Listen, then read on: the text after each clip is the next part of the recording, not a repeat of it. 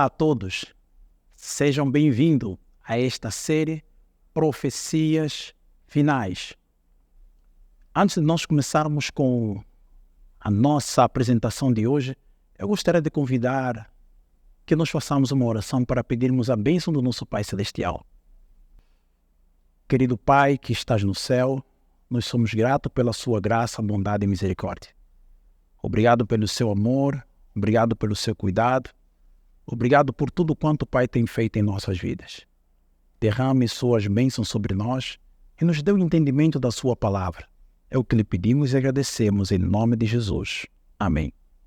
Muito bem, depois de termos feito a oração de abertura, podemos assim dizer que agora sim estamos em altura para podermos entrar em terreno sagrado, estudarmos a palavra de Deus.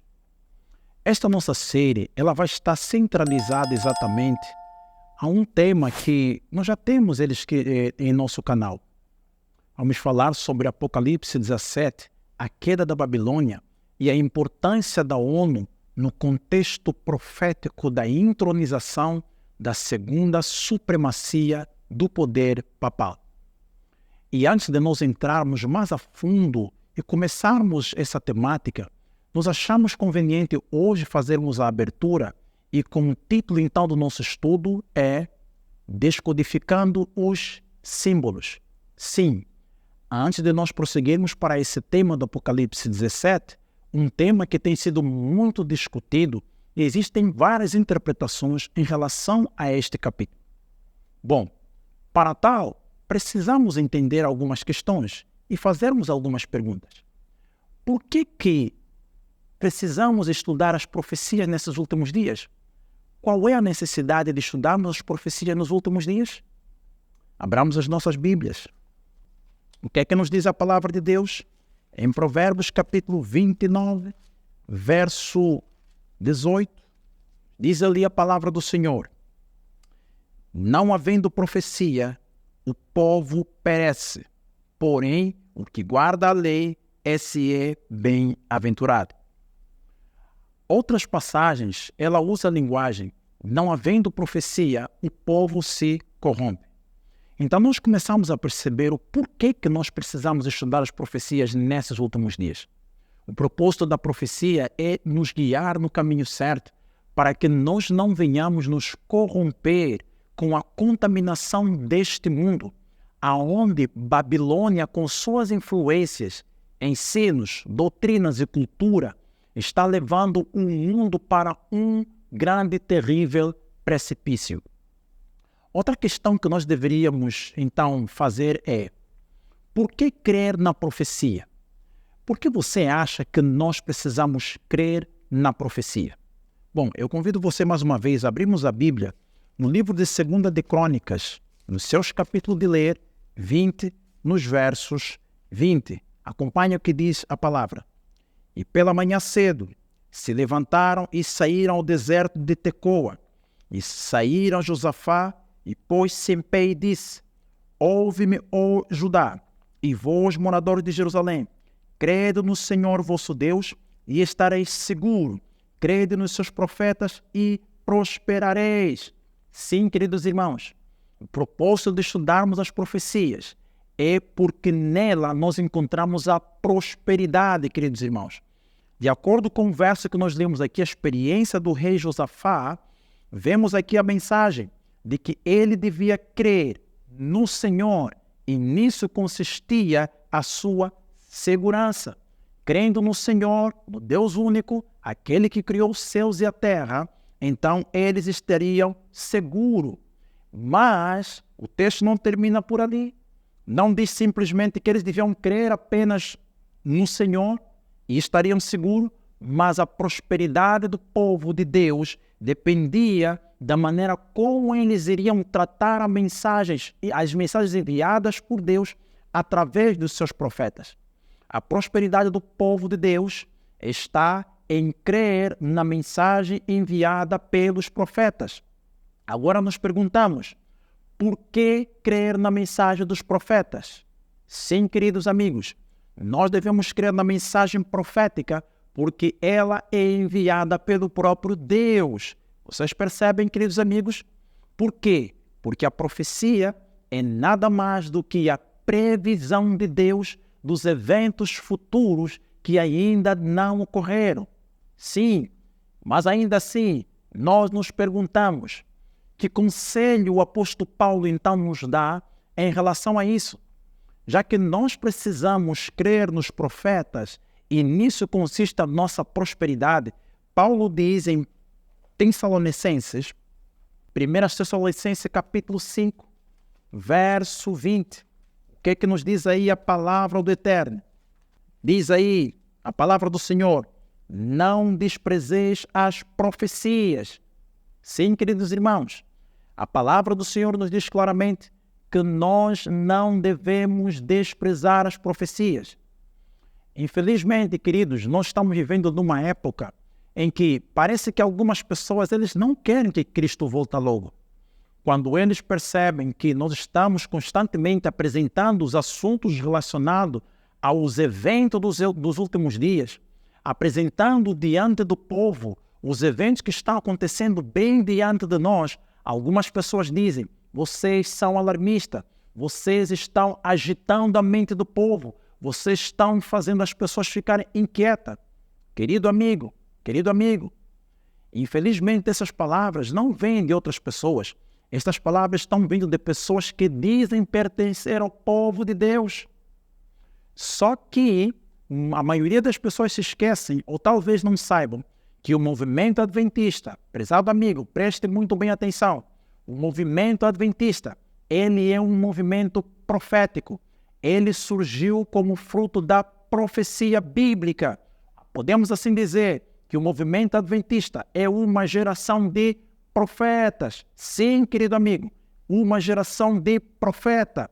E a nossa missão, a nossa responsabilidade é trazer a mensagem dos últimos dias para advertirmos o mundo dos juízos que estão prestes a acontecer nos nossos dias.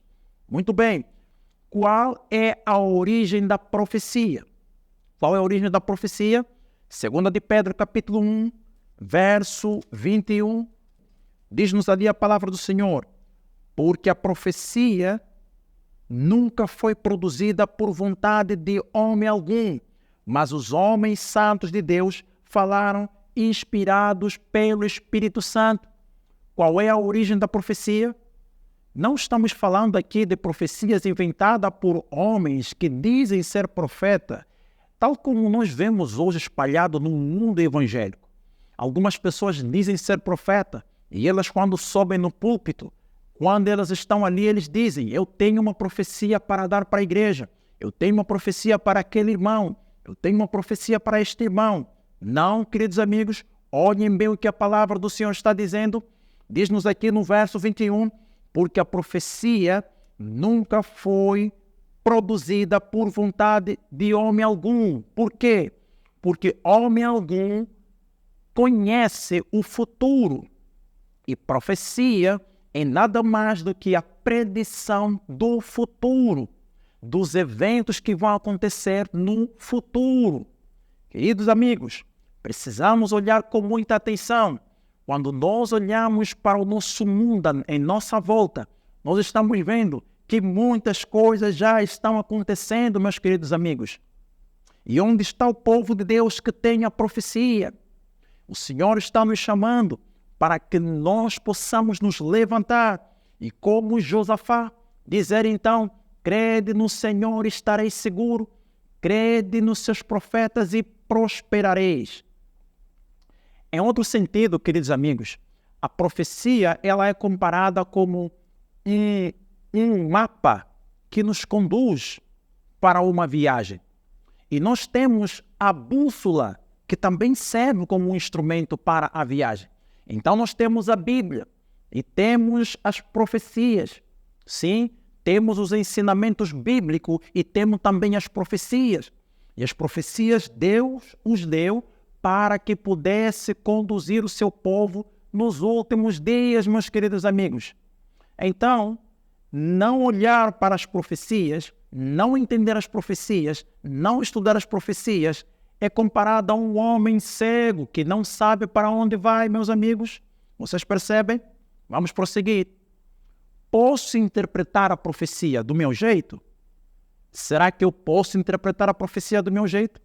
Bem, primeiramente nós vimos que a profecia não é produzida, nunca foi produzida por vontade de homem algum, mas os homens santos de Deus falaram inspirados pelo Espírito Santo. Então nós começamos a ver que a profecia é de origem celestial, porque somente Deus conhece o futuro, meus queridos amigos. Então, sendo assim, vamos ver o que a palavra do Senhor diz. Será que eu posso interpretar a profecia do meu jeito? Vamos ver aqui. Diz ali no verso 20, ainda do livro de 1 de Pedro, capítulo 1, verso 20, o que é que diz? Sabendo primeiro isto, que nenhuma profecia da Escritura é de particular interpretação. Sim, meus amigos, a profecia, ela não é de particular interpretação. Ou seja, eu não posso e nem devo interpretar a profecia segundo o que eu acho, segundo o que eu penso, segundo o que eu entendo. E nós vamos entender e vamos perceber isso hoje, de que a profecia, ela interpreta-se por si mesma, ou seja, a Escritura é a sua própria intérprete. Sim, querido, isto quer dizer que, para eu entender a profecia, eu não preciso que alguém tenha a visão para me explicar o que está escrito no livro de Apocalipse. Agora, eu gostaria de ler aqui uma declaração importante do Espírito da Profecia que diz: as solenes mensagens que foram dadas em sua ordem no Apocalipse devem ocupar o primeiro lugar no espírito do povo de Deus. Sim, queridos irmãos, conforme nós acabamos de ler aqui na nota da inspiração, as profecias, diz ali, as solenes mensagens que foram dadas em sua ordem no Apocalipse. O que a pena da inspiração está dizendo? Deus enviou mensagens segundo uma ordem. Ou seja, existe uma ordem sequencial de eventos dessas profecias. E segundo a nota da inspiração, conforme nós lemos, ela diz que por essa razão deve ocupar o primeiro lugar no espírito do povo de Deus. Por quê? Porque o povo de Deus é o povo da profecia. E Deus nos deu uma solene responsabilidade, meus queridos amigos. É uma responsabilidade solene que o Senhor deu ao seu povo. Nós precisamos entender a ordem das profecias dada por Deus no livro de Apocalipse, porque elas dizem respeito ao nosso destino eterno, queridos amigos. Muito bem, sendo assim, vamos agora ver aqui algumas coisas para que nós possamos nos enquadrar naquilo que nós iremos estudar ao longo desta série. Vamos agora então começar a descodificar os símbolos proféticos. Sim, nós podemos ver no livro de Daniel e no livro de Apocalipse, nós vamos encontrar muitos símbolos, muitas figuras de linguagem, como por exemplo, vento, animais, chifre, cabeça. E hoje então, vamos começar a descodificar estas coisas para que ao entrarmos no assunto mais profundamente sobre os eventos finais, a queda de Babilônia e a segunda supremacia papal, possamos então ter uma visão ampla e sabermos no terreno onde nós estamos pisando. O que animal significa em profecia? Porque nós vemos na profecia animal, ou seja, a palavra besta significa fera, ou animal selvagem. Então, quando Deus está trazendo na profecia, no livro de Apocalipse e no livro de Daniel, a figura de animal, o que é que Deus está querendo transmitir para nós? O que é que Deus está querendo nos mostrar por intermédio dessa figura da natureza? Abramos as nossas Bíblias. Daniel capítulo 7, verso 17 e 23. Estes grandes animais são quatro reis que se levantarão da terra. O que nós vemos aqui no verso 17? Daniel está dizendo, porque neste capítulo 7 de Daniel, Daniel vê, se vocês lerem a partir do verso 1, vamos ler o verso 1, diz: e no primeiro ano de Belsazar, rei de Babilônia, teve Daniel um sonho e visões da sua cabeça. Quando estava na sua cama, escreveu logo o sonho e relatou a suma das coisas. Falou Daniel e disse: eu estava olhando na minha visão da noite, e eis que os 4 ventos do céu agitavam um mar grande, e 4 animais grandes diferentes, um do outro, subiram do mar. E Daniel vai começar a descrever, vocês podem continuar lendo. Daniel vai descrever o primeiro animal que surgiu. Era um leão com 2 asas. Queridos amigos, nós sabemos que, naturalmente falando, o leão não possui asas, certo? Então, nós estamos diante de uma linguagem simbólica, profética. Então, quando Daniel procurou entender essas coisas, o anjo de Deus começa a dar a interpretação e a explicação do que ele havia visto na visão. Então, no verso 17, o anjo Gabriel diz que estes grandes animais, que são 4, são na realidade 4 reis que se levantarão da terra. Ou seja, Daniel lhe foi mostrado os impérios das nações, as potências que surgiriam uma após a outra. Verso 23, disse assim: o 4º animal será um 4º reino na terra, o qual será diferente de todos os reinos, e devorará toda a terra, e pisará aos pés, e fará em pedaços. Então nós vemos aqui que os 4 animais são 4 reis, ou seja, 4 reinos. Muito bem. Lembrando que quando a gente começou a ler aqui o verso 1 e o verso 2, nós percebemos aqui mais uma outra linguagem interessante. Daniel diz que enquanto ele estava olhando na sua visão da noite, eis que os 4 ventos do céu agitavam um mar grande. Meus amigos, 4 ventos do céu, existem 4 ventos. Bem, queridos, o que Daniel está querendo dizer? Profeticamente, nós sabemos que número 4, e quando envolve o contexto ambiental, Daniel está falando dos 4 pontos cardeais, ou seja, está falando de um conflito que vai existir no mundo. Vamos confirmar pela palavra de Deus o que é ventos em profecia. Jeremias capítulo 51, verso 1 a 5. E assim diz o Senhor: eis que levantarei um vento destruidor contra a Babilônia e contra os que habitam no meio dos que se levantam contra mim, e enviarei padejadores contra a Babilônia, que apedrejarão e despejarão a sua terra, porque virão contra ela em redor no dia da calamidade. O flecheiro arme o seu arco contra o que arma o seu arco, e contra o que se exalta na sua couraça. E não perdoeis aos seus jovens, destruía todo o seu exército, e os mortos cairão na terra dos caldeus, e os atravessados nas suas ruas, porque Israel e Judá não foram abandonados do seu Deus, o Senhor dos exércitos, ainda que sua terra esteja cheia de culpas contra o Santo de Israel. O que nós vemos aqui, queridos amigos?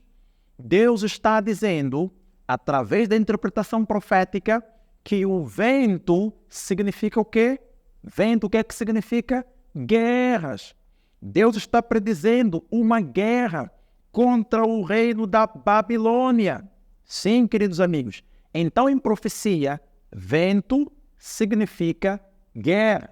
E agora? Daniel diz que ele viu que o vento soprava no mar grande. O que é mar ou água em profecia? Vamos para Apocalipse capítulo 17. Apocalipse capítulo 17, verso 15. E disse-me: as águas que viste, onde se assenta a prostituta, são povos, multidões, nações e língua.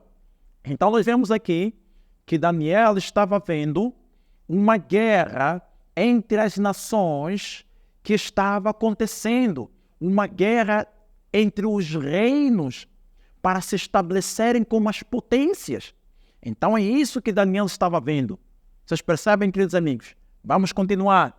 Outro símbolo importante na profecia é que Daniel, ele vê na cena, vamos voltar para Daniel capítulo 7, é o livro que vai nos ajudar a compreender isso. E também nós podemos ver em Apocalipse capítulo 13, vamos encontrar uma besta, ou seja, um poder, um reino com 7 cabeças, 10 chifres. Podemos ver também no livro de Apocalipse capítulo 17, vamos encontrar linguagem como cabeça, chifre. O que significa então chifre? O que significa chifre em profecia? Daniel capítulo 7, versículo 24. E quanto aos 10 chifres daquele mesmo reino, se levantarão 10 reis, e depois deles se levantará um outro, o qual será diferente dos primeiros, e abaterá a 3 reis. Então o que é que nós vemos aqui? O que é chifre em profecia? Chifre em profecia significa poder, rei ou reino. Sim, isto mesmo. É isso que a profecia está nos dizendo.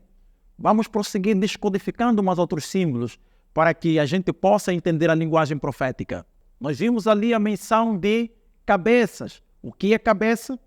Ainda em Daniel capítulo 7, vamos ler aqui o verso 6. O que é que diz?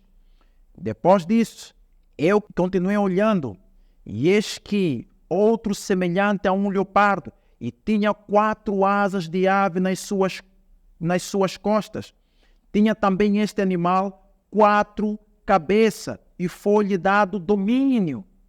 Vamos para o Apocalipse 17, os seus versos de ler 9 e 10. Diz-nos a palavra de Deus: aqui o sentido que tem sabedoria. As 7 cabeças são 7 montes, sobre os quais a mulher está assentada. Verso 10. São também 7 reis.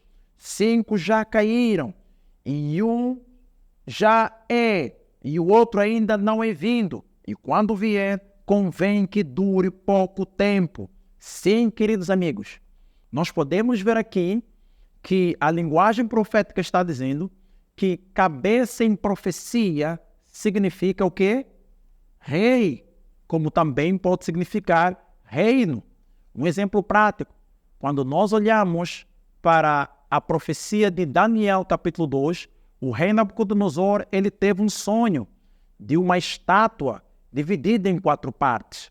E Daniel, quando recebe a visão e a sua interpretação, ele começa explicando, dizendo: do mesmo jeito que você viste uma estátua que foi erguida e tinha a cabeça de ouro e os braços de prata e o ventre e o quadril de cobre ou de bronze e os pés de ferro e uma parte de ferro em barro, ele começou a dizer que o Deus do céu revelou ao rei que ele quem estabelece e remove os reis. Ele então vai dizer: a cabeça de ouro és tu, ó rei. Com certeza Daniel não estava fazendo uma indicação específica ao rei Nabucodonosor, mas é uma referência ao reino da Babilônia. Ou seja, o rei representa o seu reino.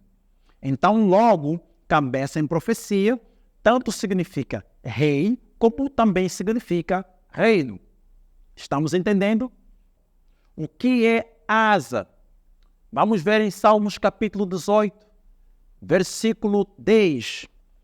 Diz-nos aqui, Salmo 18, verso 10. E montou num querubim e voou, sim, voou sobre a asa do vento. Então aqui está fazendo uma alusão à velocidade ou poder. Então, quando você tem uma besta, um animal com asas, significa dizer que este poder, não é? Este reino, este poder, ele fez conquistas muito rápidas. Será que estamos entendendo? É isto que realmente a profecia está dizendo, queridos amigos. E agora, vamos para outro símbolo. Nós vemos que a Bíblia também, no livro de Apocalipse, nos apresenta uma outra figura simbólica, profética, como, por exemplo, mulher. O que é mulher em profecia? Vamos para o livro de Isaías, capítulo 54, verso 5. Diz aí: porque o teu Criador é o teu marido, o Senhor dos Exércitos é o seu nome, e o Santo de Israel é o teu Redentor, que é chamado o Deus de toda a eternidade. Queridos irmãos, nós vemos aqui que a própria Bíblia, ela dá a interpretação. O que é que significa mulher em profecia? Desde o Antigo Testamento, o povo de Deus já se identificava como sendo a mulher e o Senhor como seu esposo. O apóstolo Paulo também faz essa comparação, usa essa figura de linguagem para representar a igreja de Cristo e Cristo. Olha o que ele diz no livro de Efésios, capítulo 5, verso 23 a 25. Diz a palavra do Senhor: porque o marido é o cabeça da mulher, como também Cristo é o cabeça da igreja, sendo ele próprio o salvador do corpo. De sorte que assim como a igreja está sujeita a Cristo, assim também as mulheres sejam em tudo sujeitas a seus maridos. Vós, maridos, amai vossas mulheres como também Cristo amou a igreja, e assim mesmo se entregou por ela.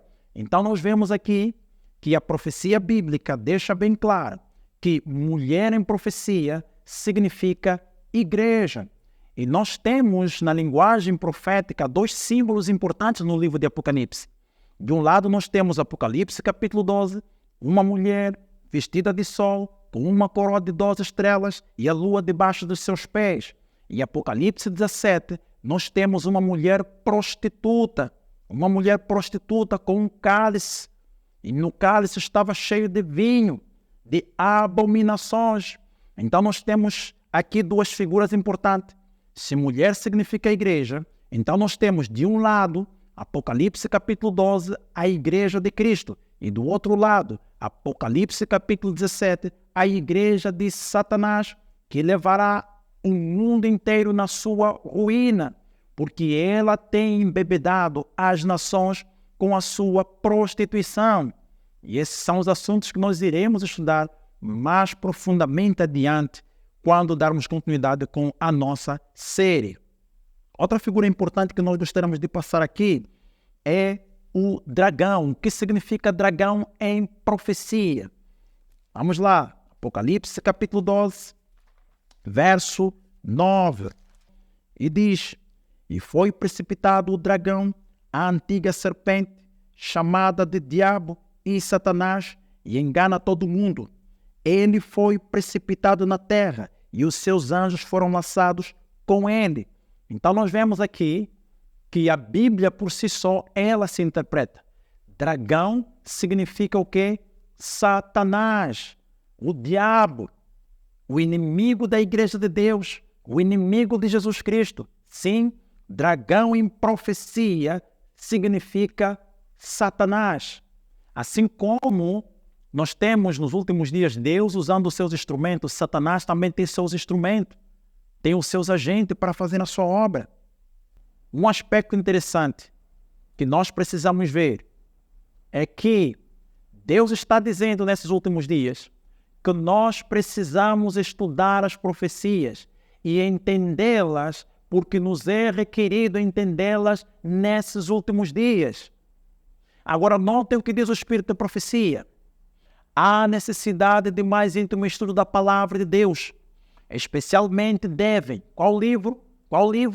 Daniel e Apocalipse, merecer a atenção como nunca antes na história de nossa obra. A luz que Daniel recebeu de Deus foi dada especialmente para estes últimos dias. Queridos irmãos, queridos amigos, o que a nota da inspiração está dizendo é que a luz que foi dada por Deus a Daniel e a João é luz especial para os nossos dias. Por essa razão ela diz que especialmente devem Daniel e Apocalipse merecer atenção como nunca antes na história de nossa obra. Como nunca antes na história de nossa obra como adventista do sétimo dia.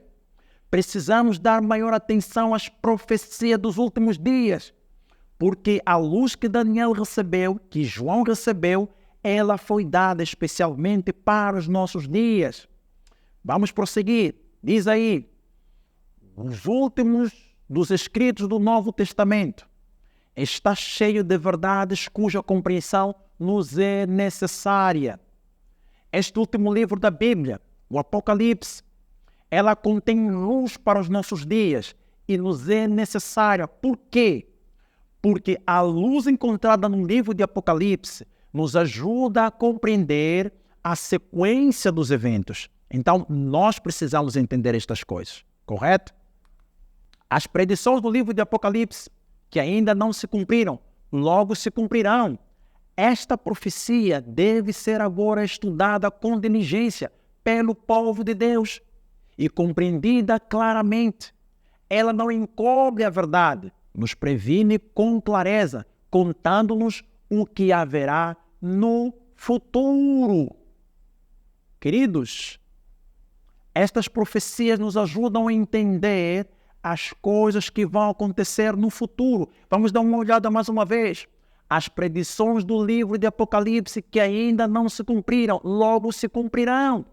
E, queridos amigos, para nós compreendermos que logo, muito em breve, estão para se cumprir estas coisas, nós precisamos estudar essas profecias como nunca antes na nossa história. Vocês percebem, queridos? Percebam mais o que diz aí. Estas profecias devem ser agora estudadas com diligência com o povo de Deus e compreendidas claramente. Ou seja, precisamos ter a clareza sobre estas profecias. Por quê? Por que que nós temos que entender com clareza essas profecias? Diz aí, por quê? Porque ela conta-nos o que haverá no futuro, queridos irmãos. Estas profecias nos contam o que haverá no futuro. Por isso, meu querido irmão, antes de terminarmos, eu quero dizer uma coisa para você, eu quero fazer um apelo. Durante esta série, Profecias Finais, nós estaremos mergulhando nesses assuntos, queridos. E começaremos a ver como é interessante e importante estudarmos e entendermos essas profecias, porque elas contam-nos o que haverá de acontecer num futuro breve nos nossos dias. Que o eterno Deus possa nos abençoar e que nós possamos aproveitar o máximo. E eu convido você a fazermos então a última oração. Pai eterno que estás no céu, nós te louvamos e te agradecemos por esse momento que o Pai nos concedeu ao estarmos aqui. Abençoe cada um dos teus servos. Abençoe, Senhor, cada um dos teus filhos que está acompanhando esta série. Estamos dando a abertura desta série, Senhor, e permita que o teu Santo Espírito possa nos dar entendimento da sua palavra. Tal como nós lemos, nenhuma profecia é de particular interpretação e nenhuma profecia foi produzida por vontade de homens, mas homens inspirados pelo teu Santo Espírito foram escrevendo eventos que estão acontecendo bem diante de nós e eventos que estão prestes a acontecer. Nos ajude, Pai, a nos ancorarmos nessas profecias para que nós possamos discernir o tempo que estamos vivendo. É o que nós lhe pedimos e agradecemos em nome de Jesus. Amém.